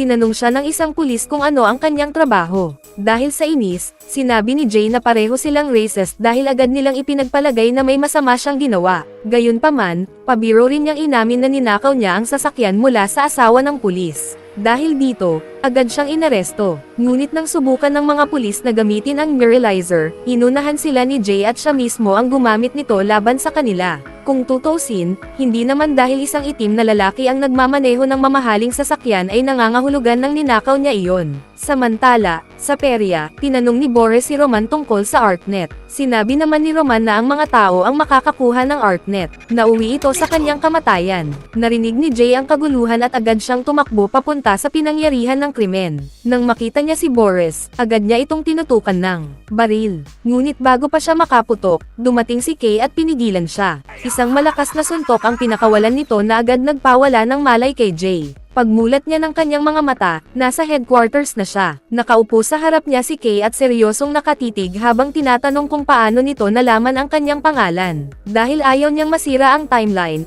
nagpanggap na walang alam si Jay at nagsimulang mag-imbento ng kung ano-anong kasinungalingan upang maitago ang katotohanan. Gayunpaman, mabilis na nabisto ni Kay ang mga kasinungalingan ni Jay. Nakakatawa pa nga dahil dumating si Agent O, na agad namang nakilala ni Jay. Pagkaalis ni O, sinabi ni Kay na maaari nang umalis si Jay matapos ang isang eye exam. Ngunit nagsisinungaling lamang siya. Sa halip, dinala niya si Jay sa isang napakalaking neuralizer. Habang umiikot ang makina at malapit nang mabura ang kanyang alaala, mabilis na nagsalita si Jay at desperadong sinubukang pigilan si Kay. Sa wakas, nakuha niya ang atensyon nito nang sabihin niyang kailangang patayin si Boris bukas at huwag itong patawarin o palampasin. Agad na huminto ang makina. Dahil dito, humingi si Kay ng totoong paliwanag. Inamin ni Jay na galing siya sa hinaharap at mabilis niyang ipinaliwanag ang buong sitwasyon. Matapos marinig ang lahat, pumayag si Kay na tulungan siyang patayin si Boris bago pa mangyari ang mga trahedyang naghihintay sa hinaharap. Pagkasakay nila sa sasakyan, tinanong ni Kay si Jay kung ano ang susunod nilang gagawin. Hindi rin sigurado si Jay, ngunit may naalala siyang impormasyon tungkol sa isang lugar na tinatawag na The Factory. Dahil naman sa isang pahiwatig na iniwan ni Roman bago ito mamatay, agad na pinaharurot ni Kay ang sasakyan. Kakarating sila sa isang bowling alley, ngunit iniwan ni Kay si Jay na nakaposas sa sasakyan habang siya ay pumasok sa loob. Doon ay kinausap niya ang dalawang alien at sinabi na gusto niyang makausap ang kanilang boss. Ngunit mabilis na nauwi ang lahat sa tensyon at bantaan. Mabuti na lamang at nakialam si Jay upang mapigilan ang gulo. Pagkatapos nito, biglang hinablot ni Kay ang ulo ng isang alien. Ibinigay niya ito kay Jay upang gamitin bilang bowling ball. Funny for the miserable last days on earth! We're hitting! Kill you both! I swear I'll kill— No!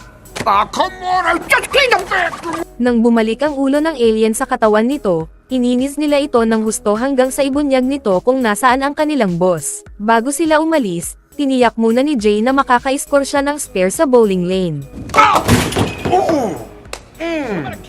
Pagdating nila sa likod ng gusali, natuklasan nilang patay na ang boss. Malinaw na si Boris ang may kagagawan nito. Sa kabutihang palad, nakahanap pa rin sila ng isa pang mahalagang pahiwatig na nagtuturo sa susunod na target ni Boris, isang lugar na tinatawag na The Factory. Pagdating doon, isang ordinaryong pistol lamang ang ibinigay kay Jay sa halip na ang mga makabagong sandatang nakasanayan niya. Pagkatapos, nagtungo silang dalawa sa isang pagtitipon ng mga alien. Habang nagsasalita si Mr. Warhol, bigla siyang inistorbo at sapilitang dinala sa isang pribadong silid. Doon niya ibinunyag na isa pala siyang ahente ng Men in Black na kilala bilang Agent W. Hindi nagtagal, pinagsabihan si Jay na lumayo muna dahil mas marami raw siyang nagagawang problema kaysa tulong. Nang silang dalawa na lamang ni Kay ang magkausap, sinabi ni Agent W na kung may isang mamamatay taong naghahanap ng Glorian, malamang na ang tunay nitong pakay ay ang ArcNet. Ipinaliwanag din niya na hindi pa pala tuluyang naglaho ang lahing iyon. Isa sa kanila ang inanod sa dalampasigan noong nakaraang linggo, at ang pangalan nito ay Griffin. Doon mismo nasaksihan ni Jay ang kakaibang kakayahan ni Griffin na makita ang hinaharap. Ipinaliwanag ni Agent W na si Griffin ay isang nilalang mula sa 5th dimension. Dahil dito, nito, kaya nitong makita at maranasan ang halos walang katapusang posibilidad ng oras at espasyo ng sabay-sabay. Sinabi naman ni Griffin kay Jay na ang kasalukuyang pangyayari, kabilang ang pagkamatay ni Roman at ang pagpatay sa bowling alley, ay isang napakaliit na posibilidad lamang sa napakaraming posibleng hinaharap. Pagkatapos nito, ibinalita niya na nawasak na ang kanyang planeta. Gayunpaman, maaari pa ring mapigilan ang mga Boglodite sa Earth at maputol ang kanilang paglawak bago pa sila makarating sa susunod na planeta. Bilang pagtatapos, sinabi ni Griffin na mayroon siyang regalo para sa dalawang ahente. Bago sila muling magkita, biglang kinabahan si Griffin at nagsimulang bilangin ang mga segundo. Alam niyang may paparating. At tama nga siya. Eksaktong dumating si Boris sa oras na kanyang hinulaan. Matapos patayin ang kanyang target at sumakay sa kanyang motorsiklo, agad siyang sinubukang barilin ni Jay.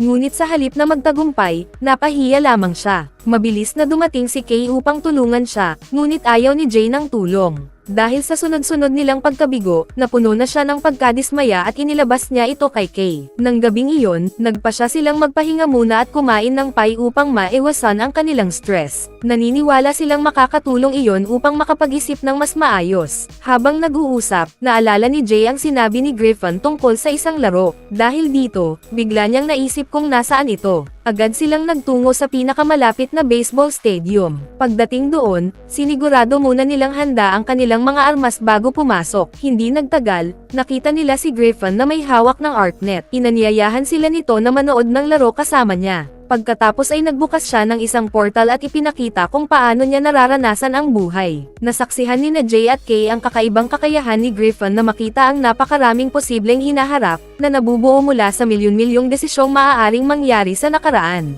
Pagkatapos nito, ibinigay niya sa dalawa ang kanyang regalo, ang ArcNet. Dahil nawasak ng mga Boglodite ang kanyang planeta, nais niyang tulungan ang Earth sa anumang paraan na kaya niya. Habang tinatawag ang sarili na isang hangal, biglang dumating si Boris at inagaw si Griffin.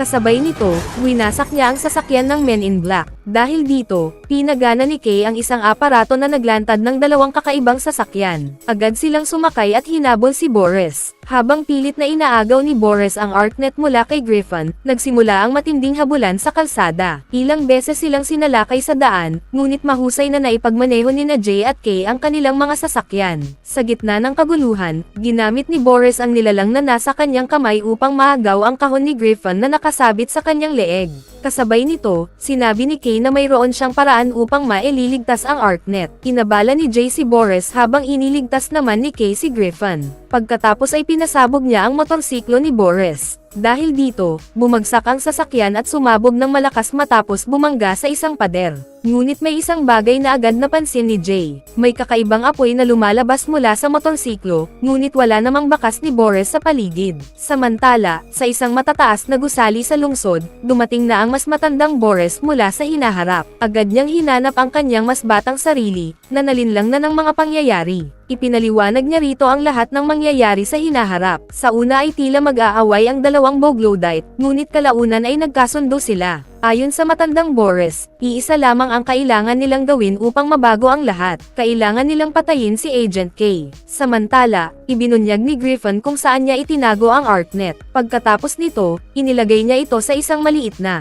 aparato upang magamit ito ng mga tao sa tamang oras. Ngunit may isang mahalagang kondisyon. Kailangang mailagay ang ArcNet sa labas ng atmosphere ng Earth upang maipakita nito ang tunay nitong laki at buong kapangyarihan. Nagkataon namang sa araw ding iyon nakatakda ang paglulunsad ng rocket papuntang moon. Dahil dito, nagkaroon sila ng perpektong pagkakataon upang mailagay ang ArcNet sa kalawakan. Gayunpaman, sinabi ni JKK na gusto niyang tapusin ang misyon ng mag-isa at ayaw niyang sumama ito sa Florida. Tumanggi si Kay na makinig.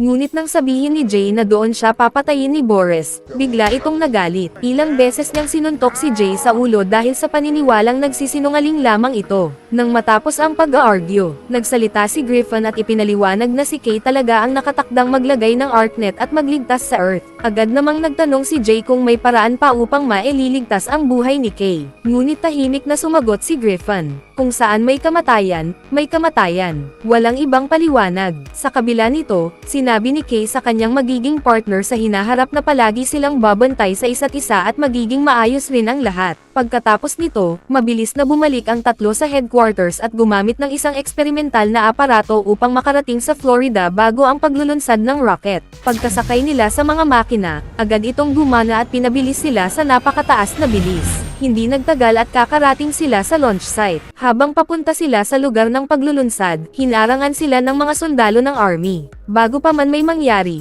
sinabi ni Griffin na ang tanging posibilidad na magtatagumpay ang misyon ay kung sasabihin nila ang buong katotohanan. At iyon nga ang ginawa ni Jay. Nakakatawang ikinwento niya sa mga sundalo ang lahat, mula sa Men in Black hanggang sa kanilang misyon na iligtas ang mundo. Siyempre, agad silang inaresto. Ilang minuto lamang ang lumipas at dumating ang isang colonel. Ipinakita sa kanya ang lahat ng kagamitang nakumpiska mula sa tatlo. Humingi siya ng paliwanag, kaya muling sinabi ni Jay ang buong katotohanan. Ngunit gaya ng inaasahan, wala ring naniwala sa kanya. Doon kumilos si Griffin. Hinawakan niya ang colonel at ipinakita rito ang napakaraming posibleng hinaharap ng sabay-sabay. Matapos makita ang lahat, lubusan nitong naunawaan ang sitwasyon. Agad niyang pinaalis ang mga sundalo at personal na ine-inscortan ang grupo sa susunod na bahagi ng kanilang misyon. Bago sila maghiwalay, sinabi ni Griffin kay Jay na hindi na siya sasama at hindi na siya kailangan sa mga susunod na mangyayari. Gayunpaman, nagbigay siya ng isang mahalagang babala. Kapag naputol na ang braso ni Boris, kailangan nang bumalik agad ni Jay sa hinaharap. Habang pinapanood ng buong Amerika at ng iba pang bahagi ng mundo ang nalalapit na paglulunsad ng rocket, dinala naman sina Jay at Kay sa isang elevator na papunta sa tuktok nito. Habang paakyat sila, nagkaroon ng isang seryoso at taos-pusong pag-uusap ang magka-partner. Sinabi ni Kay kay Jay na isa siyang mabuting tao. Ngunit biglang nagbago ang lahat. Mula sa wala, sumulpat ang matandang Boris mula sa hinaharap. Bigla nitong hinablot si Jay palabas ng elevator at winasak ang kanyang baril. Pagkatapos ay itinapon siya nito sa gilid ng istruktura. Sa paniniwala nitong tuluyan ng mamamatay si Jay, ibinaling ni Boris ang kanyang atensyon kay Kay. Kakarating si Kay sa tuktok ng gusali at sa ibabaw ng rocket upang ilagay ang ArcNet sa tamang posisyon. Ngunit bago niya ito magawa, bigla siyang itinulak ng mas batang Boris. Dahil dito, nahulog ang ArcNet habang 2 minutes na lamang ang natitira bago ang paglulunsad. Kasabay nito, itinutok ng matandang Boris ang kanyang sandata kay Kay upang tuluyan na itong patayin. Ngunit biglang gumalaw ang istrukturang humahawak sa rocket at naipit ang binti ni Kay. Habang desperadong sinusubukang makawala ni Kay, dumating si Jay upang iligtas siya. Ngunit muli siyang itinulak palayo habang papalapit si Boris upang tapusin si Kay. Sa gitna ng kaguluhan, sinigawan ni Jay si Boris at tinawag itong isang hayop na iisa ang braso. Tulad ng dati, agad itong nagalit.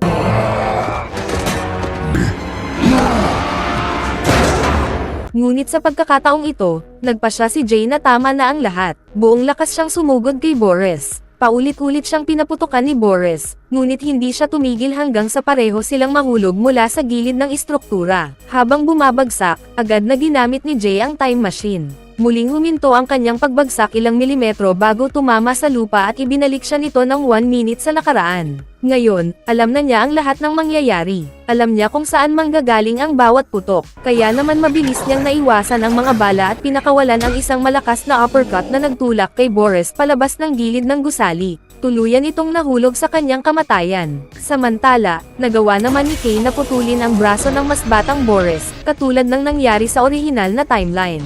Pagkatapos nito, nakuha niya muli ang ArcNet. Matapos may kabit ang aparato, tumalon siya papunta sa isang malapit na plataporma at mabilis na tumakbo palayo habang naghahanda ng lumipad ang rocket. Habang nasusunog at naglalaho ang matandang Boris, mabilis namang umarangkada ang rocket patungo sa kalawakan. Sa wakas, nagtagumpay si Jay sa kanyang misyon. Nailagay ang ArcNet sa tamang lugar at muli nitong naprotektahan ang Earth. Pagkatapos ng lahat ng nangyari, inalok ng Colonel ang sarili na sumali sa Men in Black. Sinabi niyang gugustuhin sana niyang gawin iyon. Ngunit sa isang iglap, muling lumitaw ang mas batang Boris at pinatay siya. Doon nagpasya si Kay na tuluyan ng wakasan si Boris. Walang pag-aalinlangan niya itong pinatay upang hindi na ito muling makabalik. Habang pinagmamasdan iyon ni Jay, naunawaan niya ang ibig sabihin ni Griffin nang sabihin nitong kung saan may kamatayan, palaging may kamatayan. Biglang may isang batang lalaki na lumabas mula sa sasakyan sa likuran niya, at doon niya natuklasan ang nakakagulat na katotohanan. Ang batang iyon ay anak ng Colonel. Unti-unting napuno ng luha ang mga mata ni Jay nang mapagtanto niyang siya mismo ang batang iyon. Ang kanyang ama ay namatay upang iligtas si Kay. Lumapit si Kay sa bata at nangakong aalagaan niya ito. Ngunit kalaunan ay napagtanto niyang hindi iyon posible. Kaya ginamit niya ang neuralizer sa batang si Jay at sinabi rito na ang kanyang ama ay isang bayani. Habang pinapanood ang alaala ng nakaraan, hindi napigilan ni Jay ang kanyang pag-iyak. Pagkatapos ng lahat ng ito, bumalik siya sa kanyang sariling panahon. Ang una niyang pinuntahan ay ang diner kung saan madalas silang magkita ni Kay. Pagdating doon, masaya niyang natuklasan na buhay at maayos na muli si Kay. Nang makumpirma niyang bumalik na sa normal ang lahat, inilabas niya ang relo na minsang ibinigay sa kanya ng kanyang ama. Tahimik siyang nagpasalamat kay Kay. Sa unang pagkakataon, naging emosyonal rin si Kay. Pagkatapos ay magkasama silang umalis. Samantala, nakangiti si Griffin habang tumingala sa kalawakan. Habang pinagmamasdan niya ang langit, isang satellite ang dumaan at humarang sa daraanan ng isang meteor. Isa na naman itong patunay na sa napakaraming posibilidad ng hinaharap, ang tamang landas ay sa wakas ay natagpuan. Nagsisimula ang huling bahagi ng pelikulang Men in Black sa Paris noong 2016, kung saan dumating sina Agent H at Agent T sa Eiffel Tower. Pagkapasok nila, nakahanda agad ang kanilang mga armas habang maingat na sumusulong sa loob. Ngunit sa halip na panganib ang kanilang makita, isang lalaki pala ang kasalukuyang nagpo-propose sa kanyang kasintahan. Ipinaliwanag ni H sa dalawa na nagkaroon ng paglabag sa Portal 2 at may mga mapanganib na nilalang na malapit ng lumabas. Matapos gamitin ang neuralizer sa magkasintahan, biglang sumabog ang portal at malakas na itinulak si T papunta sa elevator. Nang makabangon siya, muli silang naghanda at sabay na lumapit sa isang napakalaking pintuan. Pagkabukas nito, agad silang nagpaputok sa anumang nasa kanilang harapan. Pagkatapos nito, bumalik ang kwento sa Brooklyn, 20 years earlier. Dito natin unang nakilala si Molly. Habang nasa ibaba ang kanyang mga magulang, may narinig silang kakaibang ingay. Agad itong siniyasat ng kanyang ama, ngunit maya-maya ay nagmamadali itong bumalik habang takot na takot. Sinabi niyang may nakita siyang kakaibang nilalang. Hindi nagtagal, dumating ang Men in Black at ipinaliwanag na isang napakadelikadong alien na walang lisensya ang nakita ng pamilya. Ngunit mukhang nakatakas ito at napunta sa silid ni Molly, dahilan upang magulat siya. Gayunpaman, kasing takot rin ng bata ang nilalang. Narinig ni Molly ang pag-activate ng neuralizer at agad niyang naisip na kailangan niyang itago ang kakaibang nilalang. Matapos niyang sabihin ang kanyang pangalan, inulit ito ng nilalang bago tuluyang tumakas. Makalipas ang maraming taon, nagtatrabaho na si Molly sa sangay ng FBI sa New York. Kahanga-hanga ang kanyang resume at napakarami niyang kwalifikasyon, ngunit hindi siya natanggap sa dibisyong nais niyang pasukan.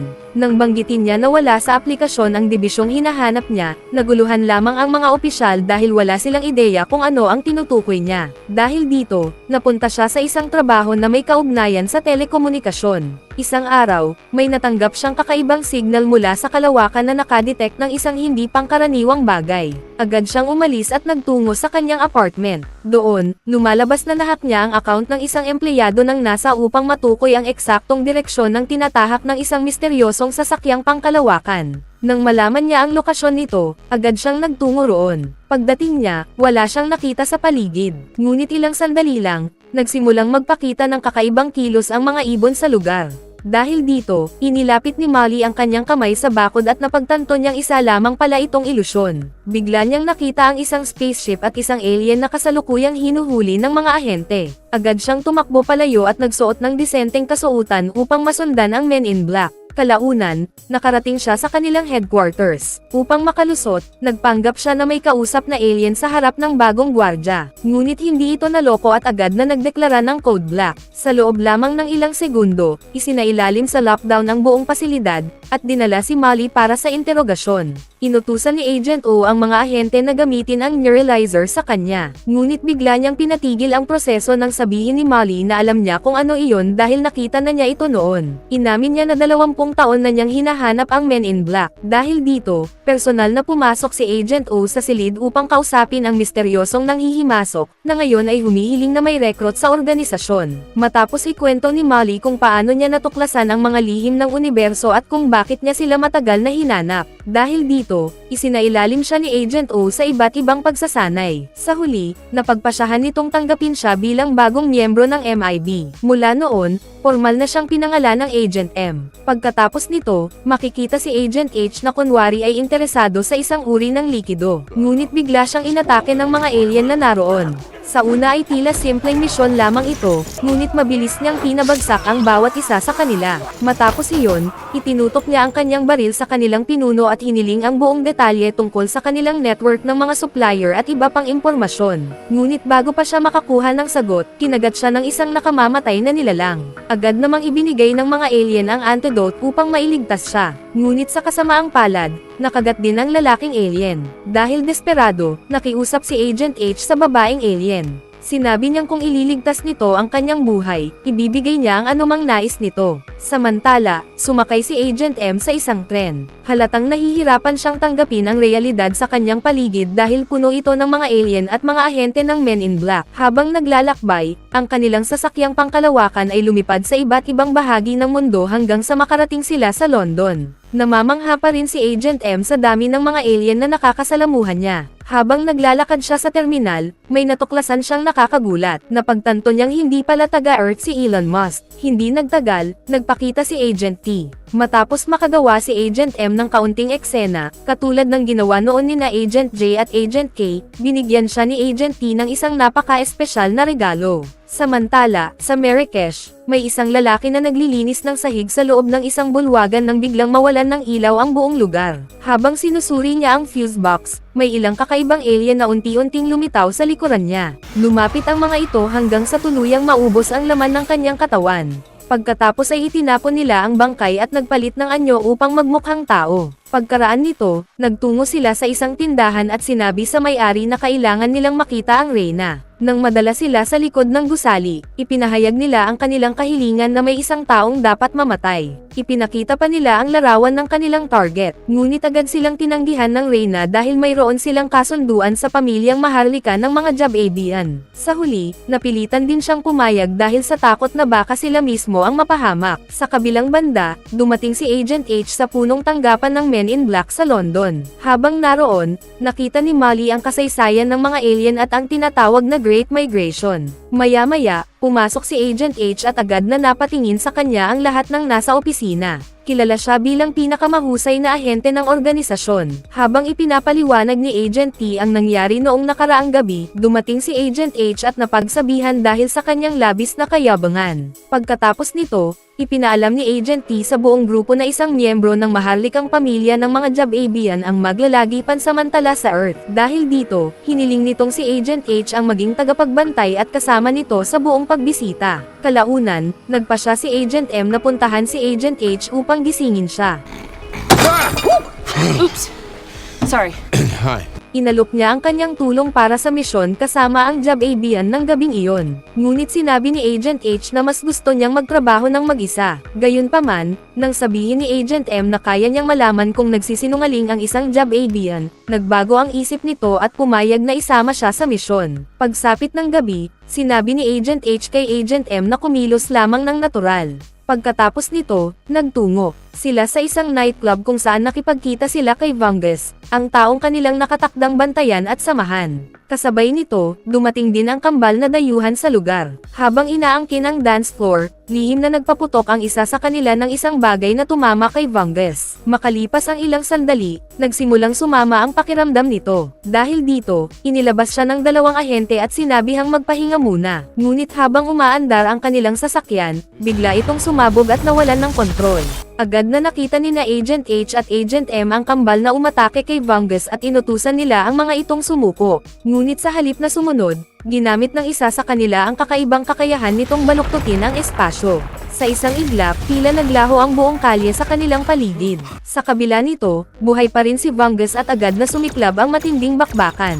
Paulit-ulit na pinaputukan ng dalawang ahente ang kambal, ngunit sa tuwing matatamaan ang mga ito, nagiging purong enerhiya o materyal lamang sila bago muling bumalik sa kanilang orihinal na anyo. Habang abala si Agent H sa pakikipaglaban, lumapit naman si Agent M kay Vangus. Hinawakan siya nito at sinuri kung maaari ba siyang pagkatiwalaan dahil wala na itong tiwala kay Agent H. Nang makumbinsi siya, may ibinigay siyang mahalagang bagay kay Agent M. Bago siya tuluyang mawalan ng buhay, sinabi niyang may mali sa loob ng Men in Black. Samantala, nagpalipad si Agent H ng isang rocket upang habulin ang mga kalaban.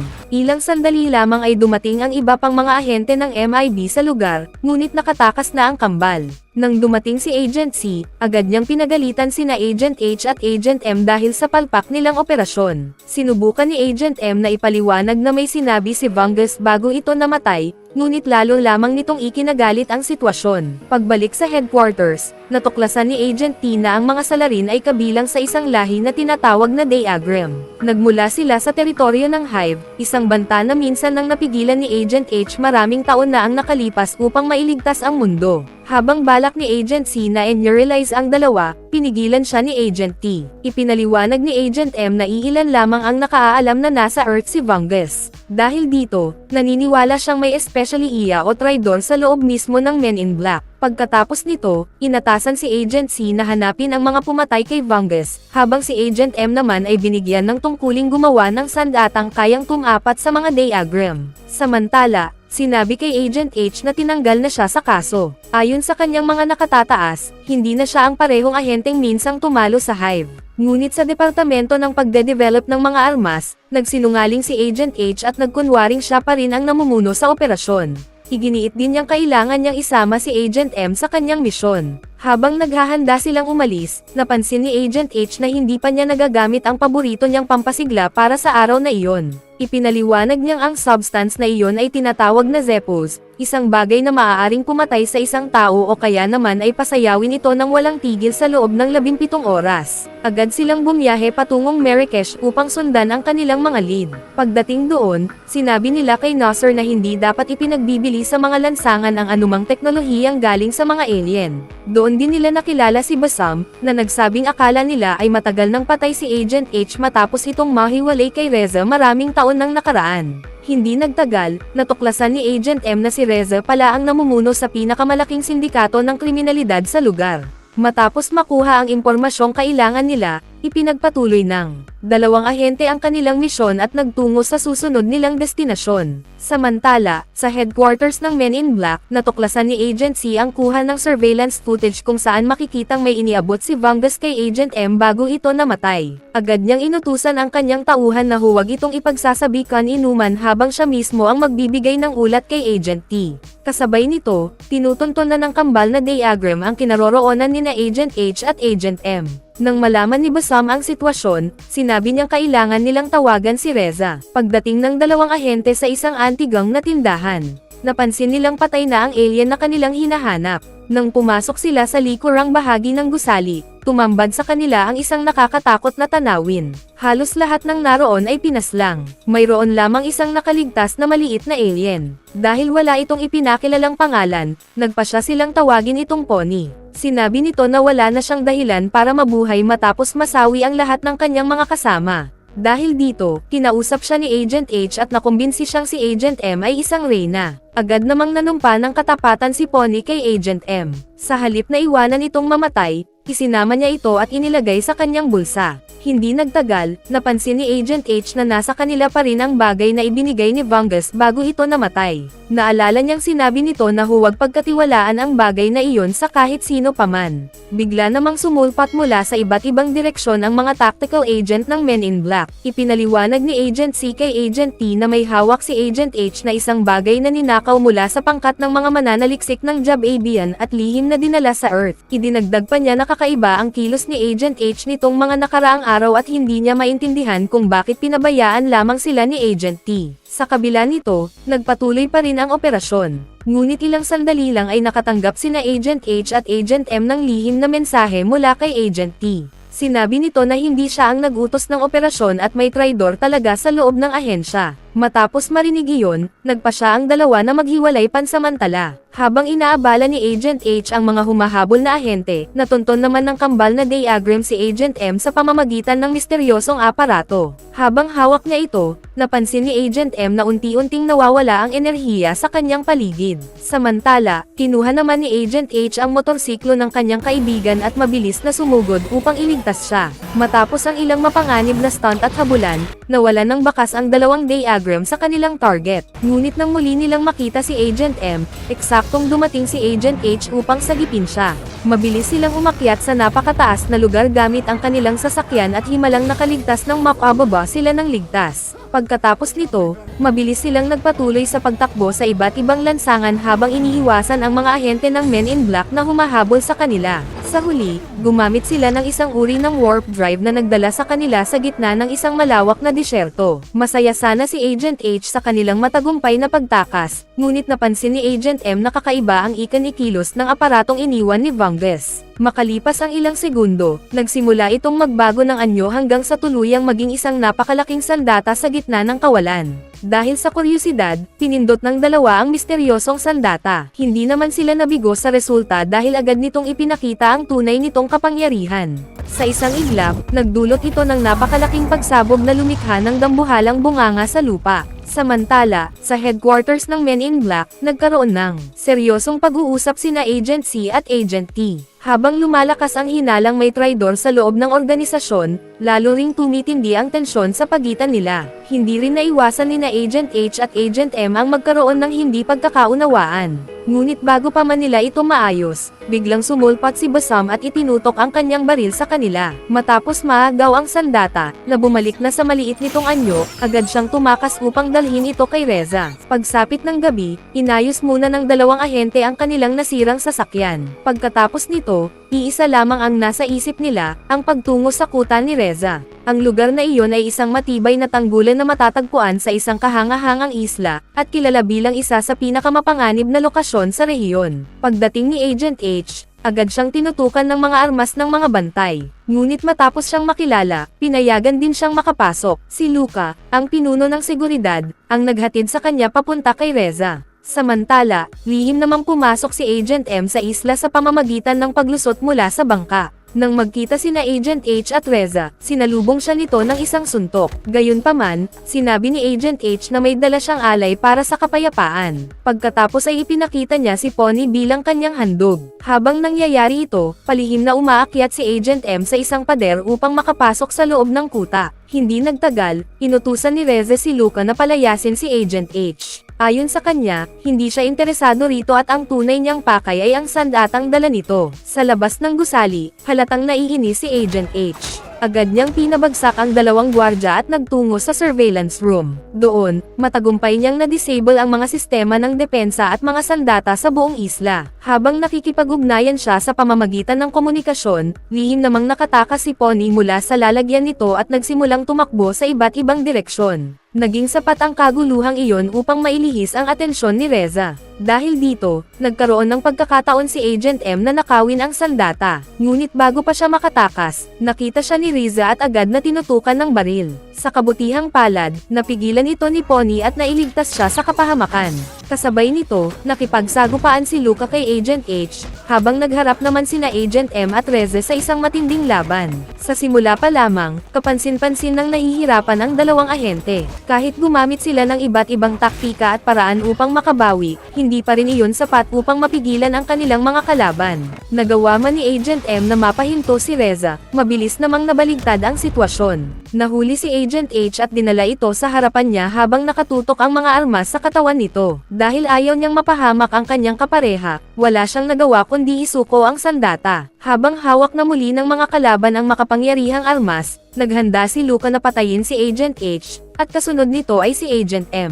Biglang naalala ni Agent M na si Luca pala ang mismong maliit na nilalang na iniligtas niya noong bata pa siya. Dahil dito, ibinaba ni Luca ang kanyang sandata at pinangalanan siyang Molly. Pagkatapos ay itinutok niya ang kanyang baril kay Reza at inutusang ibigay ang kahon. Dahil wala nang magawa, napilitan si Reza na sumunod. Matapos makuha ang kahon, agad na umalis sina Agent H at Agent M. Habang naglalakad, sinabi ni Agent H na panahon na upang malaman ni Agent M ang kanyang tunay na pangalan. Inamin niyang ang tunay niyang pangalan ay Henry. Ngunit kasabay nito, biglang gumuho ang lupa sa ilalim nila. Mula sa kailaliman ay muling lumitaw ang kambal na diagram. Agad nilang hiningi ang sandata para sa Hive, ngunit tumanggi ang dalawang ahente. Sa halip, itinutok nila ang sandata sa kambal bilang babala. Hindi na nila ito kailangang gamitin dahil dumating ang mga ahente ng Men in Black at gumamit ng bagong uri ng armas na tuluyang nagpabagsak at pumatay sa 2 Diagram. Pagkatapos ng laban, lumapit si Agent T at binati sila sa matagumpay nilang misyon. Kinuha niya ang sandata mula kay Agent M at sinabi na panahon na upang umuwi sila. Pagbalik nila sa headquarters, sinalubong sila ng masigabong palakpakan mula sa buong organisasyon. Matapos may palm sa mga job abian na nabawi na ang kanilang ninakaw na sandata, sinabi ni Agent T kay Agent M na sulitin niya ang sandaling iyon. Ngunit sa kabila ng selebrasyon, hindi maalis kay Agent M ang pakiramdam na may mali. Ibinahagi niya ang kanyang hinala kay Agent H. Nakaramdam din ito ng kakaiba at nagsimulang mag-imbestiga. Hindi nagtagal, natuklasan nila na nabura ang mga record ng kaso. Kasabay nito, naalala ni Agent M na ang regalong ibinigay sa kanya noong unang araw niya sa MIB ay may nakatagong tracker. Lalo pang lumala ang sitwasyon nang natuklasan nilang nawawala na ang sandata. Habang palabas sila ng headquarters, mabilis na lumapit si Agent C at ibinunyag na si Agent T pala ang nagtatakip ng kanyang mga bakas sa buong panahon.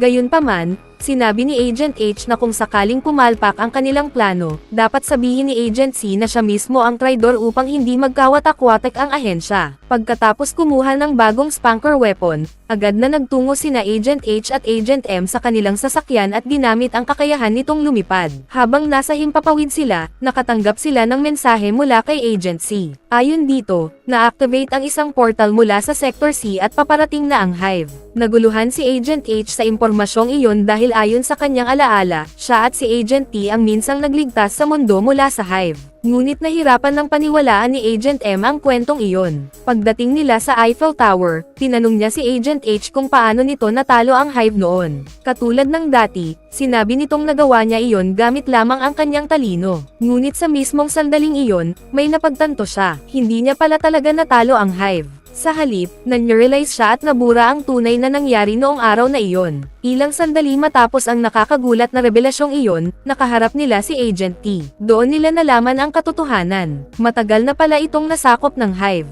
Nang tuluyang bumukas ang portal, sinubukan ni Agent H na kumbansihin si Agent T na lumaban at pigilan ang Hive. Ngunit lumapit lamang ito at sinabing itinuring niya si Agent H na parang sarili niyang anak. Pagkatapos nito, nagsimulang magbago ang kanyang anyo hanggang sa maging isang nakakatakot at demonyong nilalang. Sa isang malakas na hampas, pinalipad nito sina Agent H at Agent M palayo. Pagkatapos ay tumungo ito sa portal dala ang sandata. Ngunit bago pa ito makalapit ng husto, mabilis itong sinugod ni Agent H at pinabagsak, dahilan upang mabitawan nito ang armas. Gayunpaman, muling naitaboy ng nilalang sina Agent H at Agent M. Nabawi nito ang kanyang aparato at nagpatuloy sa paglalakad patungo sa reyna ng Hive. Sa huling pagkakataon, tinawag ni Agent H si Agent T habang hawak pa ito ng nilalang. Sinabi niya na itinuring niya si Agent T na parang ama sa loob ng napakaraming taon. Ngunit sa halip na sumagot, malakas na hinampas si Agent H ng nilalang at itinapon patungo sa portal, direkta sa direksyon ng Hive at ng tiyak na kamatayan. Sa kritikal na sandaling iyon, dumating si Pony upang iligtas siya. Gumamit ito ng isang grappling device at ikinabot ang sarili sa kabilang panig ng estruktura. Dahil dito, nagawa nitong tigilan ang pagbagsak ni Agent H at hilahin siya pabalik sa ligtas na lugar. Mabilis na nakalapit si Agent H kay Agent T. Sa mga huling sandali ng kanilang paghaharap, iniunat ni Agent T ang kanyang kamay bilang hudyat. Agad na naunawaan ni Agent H ang ibig nitong sabihin at inihagis ang aparato papunta kay Agent M. Dahil konektado pa rin ang Hive kay Agent T, alam nilang ito na lamang ang natitirang paraan upang wakasan ang lahat. Walang pag-aalinlangan na inaktiba ni Agent M ang sandata. Sa isang napakalakas na putok, tuluyang nabura si Agent T, ang Hive, at maging ang portal na kanilang ginamit upang makapasok sa Earth. Sa wakas, nailigtas nila ang mundo mula sa napakalaking banta. Bagamat nagtagumpay sila, labis na nalungkot si Agent H sa pagkawala ng kanyang matalik na kaibigan. Pagkatapos ng lahat ng nangyari, sinalubong sila ni Agent O sa labas at binati sa kanilang tagumpay. Ibinunyag din niya na siya mismo ang nagpadala kay Agent M sa London mula pa sa simula dahil matagal na niyang pinaghihinala ang may mali sa loob ng ahensya. Bilang pagkilala sa kanyang nagawa, hindi na pansamantalang ahente si Agent M at tuluyan na siyang naging ganap na miyembro ng Men in Black. Samantala, itinalaga naman si Agent H bilang pansamantalang pinuno ng sangay ng Men in Black sa London. Lumalabas ding nais ni Agent C na si Agent H na mismo ang mamuno sa buong ahensya sa London. Pagkatapos nito, sinabihan si Agent M na bumalik na sa New York upang ipagpatuloy ang kanyang tungkulin doon. Bago umalis, hindi niya napigil ang silipin muli si Agent H. Ngunit sa halip na agad magpaalam, nagpasya siyang samahan muna ito ng ilang oras. Inalok pa niya itong ihatid sa London at bilang huling regalo, iniwan niya rito si Pony. Sa pagtatapos ng pelikula, naghiwalay man ang kanilang mga landas, nanatiling matatag ang pagkakaibigan ng nabuo sa pagitan nina Agent H at Agent M matapos nilang sama-samang iligtas ang mundo. At doon nagtatapos ang pelikula. Dito nagtatapos ang pelikula at ang buong Men in Black film series franchise ang napapanood nyo mga kachil. Bago tayo magtapos ay isa-shoutout muna natin si Cabanes Cyril, Ria Nabalang, Natrel Arellano, Rona Navas, Arshad Balabagan, Nathan James Lines, Chennai, Dark Nero, Iwan Antipawan from Bocaue, Bulacan, Jeffrey Armenio from Fairview, Quezon City, Ray Ivan Villamore from Tacloban City, at Venice Flowers from United Arab Emirates. Mag-subscribe na kung hindi ka pa nakasubscribe, pindutin na rin ang notification bell at like button para sa marami pang movie recap katulad nito, at mag-iwan ng comment down below. And as always, thank you for watching.